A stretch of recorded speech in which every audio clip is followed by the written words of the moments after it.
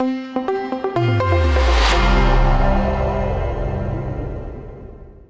evening, everyone. My name is Mate Ćurić, and I'm Secretary General of Center for Renewal of Culture. We move on to the second panel, and to our speakers, Mate Granić, advisor to the Prime Minister of Croatia and former Foreign Minister of Croatia. We move to Alojz Peterle, former Prime Minister of Slovenia, and Mr. Eyüp Ganić, also member of the Presidency of Bosnia and Herzegovina. Unfortunately, our fourth speaker, His Excellency Dragoš Tambuk, who had to rush to Iran because he's our ambassador in that country. So in the first panel, we spoke more about Lady Thatcher as international statesman, as a British political leader, and about her achievements. Now we're going to talk more about what did Lady Thatcher do to the countries that were in great danger in the 90s, Croatia, Slovenia, and Bosnia and Herzegovina. I welcome Mr. Mate Granić.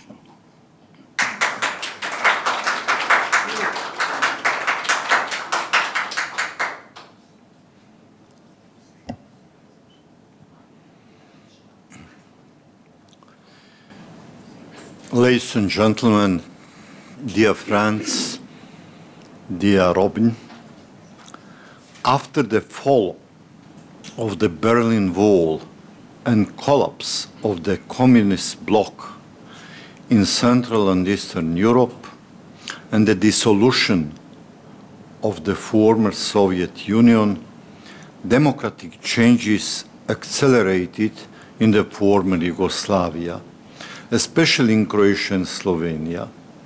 The first free democratic elections were held in Croatia in the spring of 1990. The party movement for the creation of the sovereign Croatia, the Croatian Democratic Union, led by Franjo Tuđman, won. In the context of searching for a possible solution to the long-standing political crisis, Croatian President Franjo Tuđman and Slovenian President Milan Kučan proposed a model of confederal organization of a common state in the footsteps of the European community as early as September 1990, but Serbian President Slobodan Milošević rejected it. Negotiations between the presidents of all Yugoslav republics on the survival of a common Yugoslav state ended unsuccessfully in March 1991. Because Slobodan Milošević accepted only one thing, a unitary Yugoslavia under Serbian domination or the establishment of Greater Serbia. Meanwhile, in May 1991, the citizens of the Republic of Croatia voted in a plebiscite in favor of a sovereign and independent Croatia. Based on this referendum, the Croatian parliament adopted the declaration on the proclamation of the sovereign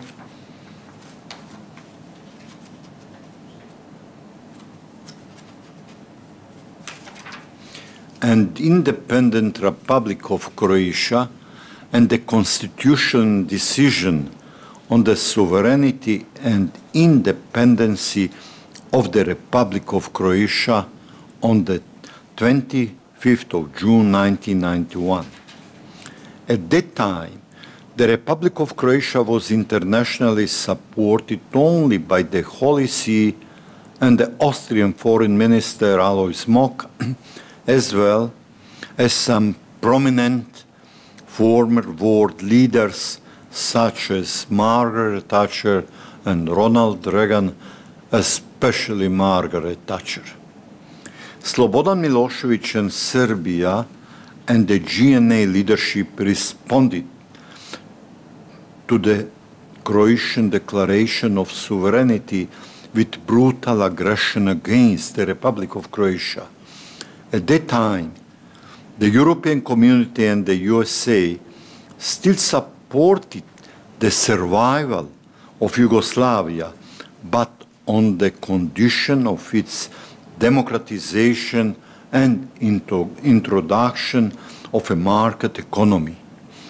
Despite the increasingly powerful attacks of the Serbian aggressor, Croatia, at the request of the European community, accepted the Briuni Declaration on the 7th of July 1991 and suspended the adoption decision on sovereignty for 3 months.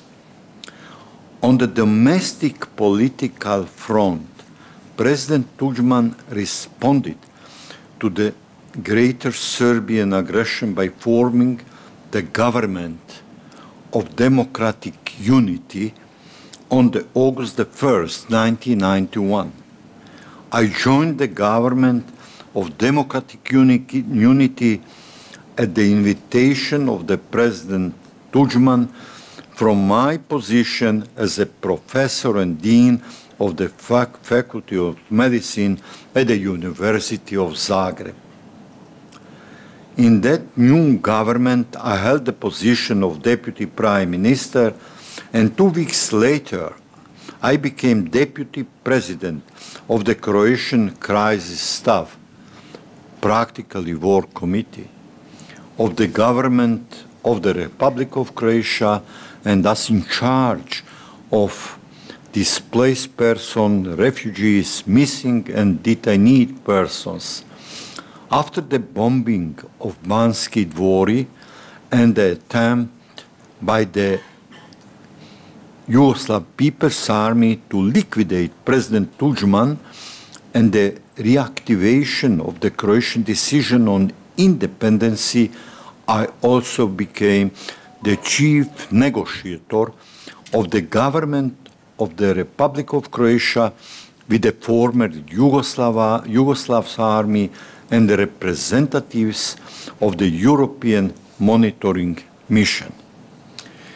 With great sacrifices, and especially the heroic resistance of Vukovar, the Republic of Croatia successfully defended itself and fulfilled all the conditions of the international community and achieved international recognition on the 15th of January 1992. At that time of Croatia's struggle for independence, and especially during aggression against Croatia, Margaret Thatcher clearly professed herself in defender of Croatia's right to security, sovereignty, and territorial integrity, as well as a friend to the Croatian people. At her every public appearance, as for instance, at the annual conference of the United Nations ambassadors in New York on the 24th of September 1991, or in her books, in her characteristic, persistent and open manner, Baroness Thatcher pointed out that the Yugoslav army and Serbia were responsible for aggression against Croatia and emphasized that this was not just a struggle between two national groups, but between communism and those, the Croats, who fought for democracy. Consistently, she pledged it for the international recognition of Croatia, and as early as 1991, in the interview to Croatian national TV, she presented in detail her diplomatic efforts in supporting recognition of Croatia and Slovenia. The same year, they directed strong words of reproach to the British government for failing to approve practical help and support to Croatia. During the difficult years of the Croatian Liberation War, Baroness Thatcher was openly in favor of lifting the arms embargo on Croatia. She strove to make clear that Croatia did not have own national army and that the Yugoslav army was dominated by the Serbs who had turned against Croatia. She also urged Western governments to take military action against the aggressor. At the same time, she was deeply aware of the dimension of human suffering inflicted by the war. This was especially clear on the occasion of her meeting with the representatives of the mothers from Vukovar in December 1993. After the Croatian Danubian region was restored to Croatia in a peaceful way, she wrote to the Croatian President Franjo Tuđman a personal letter to say that as a friend of Croatian people, she welcomed the ultimate establishment of Croatian sovereignty within the borders and throughout the territorial of the Croatian state. In her book, The Path of Power, published in 1995, Baroness Thatcher openly criticized the European Union for failing to grasp that an aggression was taking place against Croatia and that it was waged by Serbia and the Serbian-dominated army. By continuing to support the policy of keeping Yugoslavia together, the Union only made the problem worse while showing, by its reluctance to recognize Croatia and Slovenia, despite Germans' just insistence that the common policy of the European Union was non-existent and that it was no more than that letter on the paper. I first meet Baroness Thatcher, the long-serving British Prime Minister of the 20th century, in person in September 1993 during my visit to London and the meeting with Foreign Secretary Douglas Hurd. The meeting was organized by our ambassador in London, academician Drago Štambuk, who played an important role in organization the meeting and was also his close friend. It was an afternoon tea at Baroness Thatcher. I was impressed by her clarity of views, determination and warmth. She was a true friend of the Republic of Croatia. The meeting with Baroness Thatcher took place once again in London at the afternoon tea in February 1994 during my visit to the Foreign Ministry with Malcolm Rifkind.